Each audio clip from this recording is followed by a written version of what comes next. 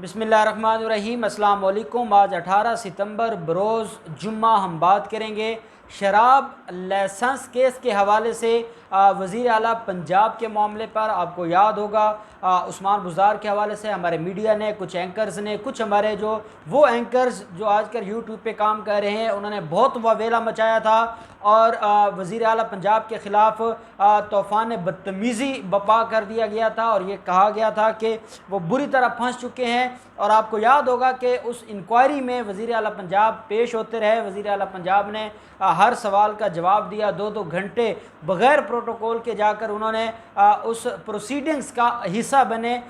वो जो शराब लाइसेंस केस था उसके जो मरकज़ी मुलज़म है, जो साबिक़ डीजी एक्साइज़ हैं अशरफ गोंदल, इकराम अशरफ गोंदल, वो गिरफ़्तार हो गए थे कल और आज उनको एहतसाब अदालत में पेश किया गया है। आज की पेशी में जो सारे के सारे मामलात और सारी की सारी चीज़ों को डिस्कस किया गया है, वो सारा कुछ क्लियर बता रही हैं और वो ये बता रही हैं कि कोई भी सबूत वज़ीर आला पंजाब के ख़िलाफ़ नहीं था, उस्मान बुज़दार के ख़िलाफ़ कोई सबूत नहीं था। मरकज़ी मुलज़म ये डीजी एक्साइज़ थे, साबिक़ जो डीजी एक्साइज़ हैं अशरफ गोंदल, और जिनको ये वादा माफ़ गवाह बनाया हुआ था हमारे मीडिया ने, और ये गलत रिपोर्टिंग करते थे और गलत न्यूज़ चलाते थे।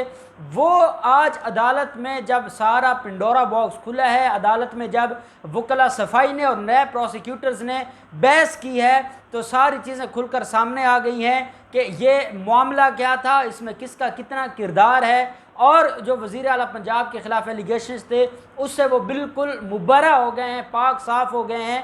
मैं वज़ीर आला पंजाब से इख्तलाफ भी है हमें, और उनकी जो एग्जेक्टिव जो कारकर्दगी है वो बहुत ज़्यादा अच्छी नहीं है, और वो जैसे हम कह सकते हैं कि एक नॉर्मल जो बाकी सूबों में चल रहा है यहाँ भी वही है।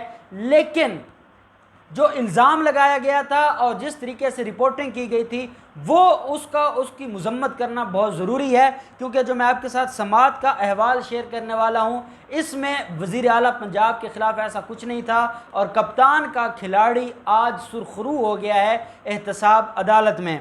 ये 15 रोज़ा रिमांड की रिक्वेस्ट की थी और 15 रोज़ा रिमांड के लिए दरख्वास्त लेकर आए थे। नैब हुकाम और नैब प्रोसिक्यूटर्स ने अदालत में रिक्वेस्ट की कि 15 दिन का जो रिमांड दिया जाए मुलज़म का, और हम इसमें इन्वेस्टिगेशन चाहते हैं। अदालत ने इस्तफसार किया कि जो मुलज़िम है इसके ख़िलाफ़ क्या एलिगेशन है, तो ये कहा गया कि मुलज़िम ने जो 2 माह का प्रोसेस होता है कानून के मुताबिक, अगर कोई शराब का लाइसेंस लेने के लिए कोई होटल या कोई इदारा आता है या कोई ऐसा जो अथॉरिटी है, प्राइवेट अथॉरिटी जो आती है शराब का लाइसेंस लेने के लिए, तो एक्साइज़ कवानीन के मुताबिक डीजी एक्साइज़ के पास 2 माह का टाइम होता है। 2 माह के अंदर उसने वो सारी चीज़ों को देखना होता है, मुआयना करवाना होता है, वो अपने रूल्स को देखते हैं, अपने रेगुलेशंस को देखते हैं, और उसके बाद अगर उनको ये लगता है कि ये कानून के मुताबिक लाइसेंस दिया जा सकता है तो तब वो लाइसेंस जारी करते हैं,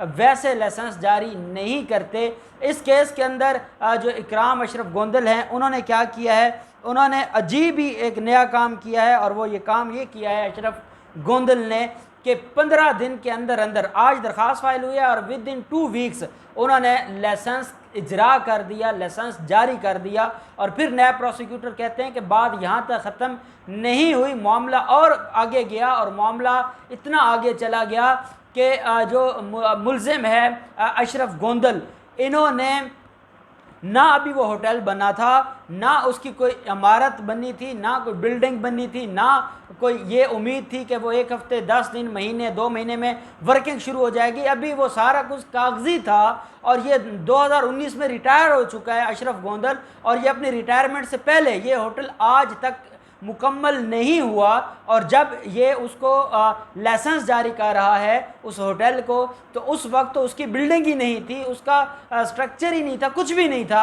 और इन्होंने 15 दिन के अंदर अंदर वो लाइसेंस जारी कर दिया जो बिल्कुल गैर कानूनी है और जिसका कोई कानून में जवाज़ मौजूद नहीं है। साथ अदालत को ये बताया गया कि जो शराब लाइसेंस के अजरा के लिए कानून को नज़रअंदाज किया है। अशरफ गोंदल ने निजी होटल को पहले L2 कैटेगरी लाइसेंस के इजरा में अहम किरदार अदा किया है। गैर कानूनी लाइसेंस इजरा के लिए खिलाफ ज़ाब्ता NOC जारी किया गया है। केस में नैब तलबी पर वज़ीर आला और प्रिंसिपल जो वज़ीर आला थे, प्रिंसिपल सेक्रेटरी थे, वो भी पेश हो चुके हैं। और साथ जो बड़ा अदालत के अंदर सबूत पेश किया गया है वो डॉक्यूमेंट्स हैं, वो NOC है, वो लाइसेंस इजरा का सर्टिफिकेट है, जिसके ऊपर सिर्फ अशरफ गोंदल के सिग्नेचर्स हैं, ना वज़ीर आला पंजाब के सिग्नेचर्स हैं और ना ही उसके ऊपर सिग्नेचर्स हैं जो प्रिंसिपल सेक्रेटरी है। अब मुझे एक बात का जवाब दें कि एक डॉक्यूमेंट बनाया जाता है और वो डॉक्यूमेंट, अब हम मीडिया पे क्या सुनते हैं, हम मीडिया पे ये सुनते हैं कि वो इजरा करना एक्साइज अथॉरिटीज़ का काम था। एक्साइज वाले कानूनी तौर पर वो उनको ये इख्तियार हासिल है कि वो किसी निजी होटल को, प्राइवेट होटल को वो लाइसेंस जारी कर सकते हैं। और मीडिया में ये बता रहा था कि वज़ीर आला पंजाब ने गैर कानूनी काम करते हुए और अपने अख्तियारात से अपने लिमिट्स को क्रॉस करते हुए वो लाइसेंस इजरा का जो प्रोसीजर है वो वज़ीर आला पंजाब ने किया है। जो काम DG एक्साइज का था वो काम वज़ीर आला पंजाब ने किया है। क्या आप ये बता दें कि आपने ये बात नहीं सुनी? क्या मीडिया हमारा ये नहीं बताता रहा? क्या हमारे लिफाफा एंकर्स ये बातें नहीं करते रहे? लेकिन आज जो डॉक्यूमेंट है, देखें हमारे कानून में कहते हैं कि इंसान तो झूठ बोल सकता है, डॉक्यूमेंट्स झूठ नहीं बोल सकते। NOC तो एक ही जारी हुआ है ना, इस शराब लाइसेंस जो सर्टिफिकेट है, NOC एक जारी हुआ है, उसकी जो सर्टिफिकेट है वो एक जारी हुआ है और वो आज ओरिजिनल नैब की तरफ से अदालत में जमा करवाए गए हैं। और जब वो अदालत में जमा करवाए गए हैं तो वो अदालत ने उनको मुलाहजा किया है और अदालत ने इस बात को नोट किया है कि वो ना उसके ऊपर वज़ीर आला पंजाब का कोई साइन है और ना उसके ऊपर प्रिंसिपल सेक्रेटरी का साइन है। सिर्फ़ और सिर्फ जो उस वक्त के DG थे, साबिक DG एक्साइज अशरफ गोंदल, उसका सिग्नेचर है और उसके सिग्नेचर से ये इजरा किया गया है। और ये बात मीडिया ठीक कह रहा था कि DG एक्साइज के पास ही ये इख्तियार है, इसके अलावा और कोई अथॉरिटी नहीं है ये सारा कुछ करने के लिए। लेकिन आप ये भी देखें कि जब DG एक्साइज ने ये सारा कुछ करना था तो ये कैसे करते रहे, ये कैसे ब्लेम करते रहे। और यहाँ जो डॉक्यूमेंट है वो यही बता रहे हैं कि ये इजरा हुआ ही DG एक्साइज की तरफ से था, ना वज़ीर आला पंजाब का कोई किरदार था और ना ही प्रिंसिपल सेक्रेटरी का कोई किरदार था। अदालत ने 10 दिन का रिमांड मंजूर किया है। 28 सितंबर को दोबारा मुलजिम को पेश होने का कहा है और अदालत ने यह कहा है कि अगर इसमें जो डॉक्यूमेंट्स हैं और जो एविडेंसेस हैं वो अदालत में जमा करवाई जाएं और फिर मज़ीद अगर रिमांड लेना होगा तो अदालत मज़ीद रिमांड देगी according to the collection of evidence के मुताबिक कि क्या क्या उससे जो है वो कलेक्ट किया गया है और कौन कौन सी एविडेंस सामने आई हैं। अब 28 सितंबर तक इस केस की समाअत मुलतवी हो गई है। शराब लाइसेंस केस में वज़ीर आला पंजाब सुरखरू हो गए हैं और वज़ीर आला पंजाब की छुट्टी करवाने वाले उनको मुंह की खानी पड़ी है और उनकी उम्मीदें टूट चुकी हैं।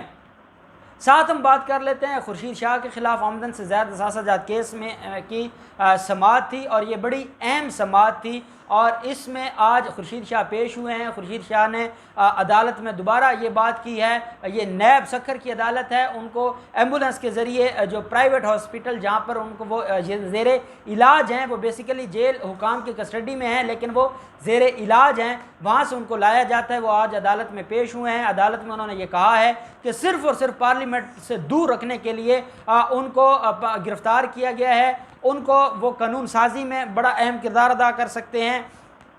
उनका जो हल्का है वो अमाजगाह बन चुका है। मसाइल की वो सारी की सारी चीज़ें अदालत को बताई गई कि वो नज़रअंदाज की जा रही हैं और मुझे गैर कानूनी तरीके से गिरफ़्तार किया जा रहा है। और मैंने आपको लास्ट डेट ऑफ हियरिंग पर बताया था कि यही रामलीला अदालत को सुनाई गई थी और अदालत ने यह कहा था कि आपकी दरख्वास्त सिंध हाई कोर्ट ने खारिज की है और अब आपकी दरख्वास्त सुप्रीम कोर्ट में पेंडिंग है, तो अब इसके ऊपर जो आप हमें कहानी सुना रहे हैं वो कहानी आप जाकर सुप्रीम कोर्ट को सुनाएं और जाकर आप ज़मानत लें। हमें सुनाने से कोई फ़र्क नहीं पड़ेगा, हमने कानून के मुताबिक कार्रवाई करनी है और जो कानून होगा हम उसके मुताबिक कार्रवाई करेंगे।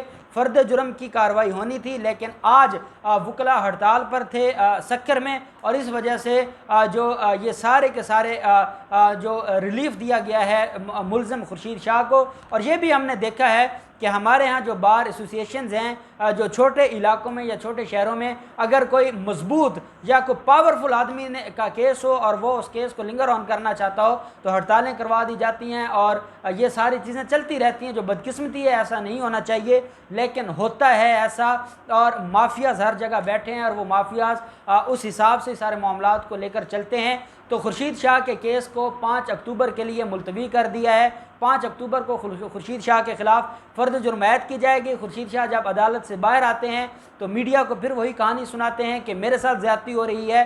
पार्लियामेंट में जो FATF के हवाले से कानून साजी की गई है वो बिल्कुल गैर कानूनी है, उसमें अपोजिशन को एतमाद में नहीं लिया गया, वो काले कानून बनाए गए हैं मनी लॉन्ड्रिंग के नाम पर। फिर सियासी इंतकाम लिया जाएगा, हमें जलील किया जाएगा, हमें रुसवा किया जाएगा, हमारे साथ ज़्यादती हो रही है और हमें हर हाल में रिलीफ देना होगा हमारी अदालतों को, क्योंकि हमें रिलीफ मिलेगा तो हम अपने हल्के के लोगों की भी खिदमत कर सकते हैं और हम पार्लियामेंट में जाकर मौसर कानून साजी में भी किरदार अदा कर सकते हैं। अब इस केस की समाअत भी 5 अक्टूबर तक मुलतवी हो गई है। जो भी नेक्स्ट इस केस में डिटेल्स होंगी या डेवलपमेंट्स होंगी हम आपके साथ शेयर करते रहेंगे। अल्लाह पाक पाकिस्तान का हामी नासिर हो। बहुत शुक्रिया। अल्लाह हाफिज़। पाकिस्तान जिंदाबाद।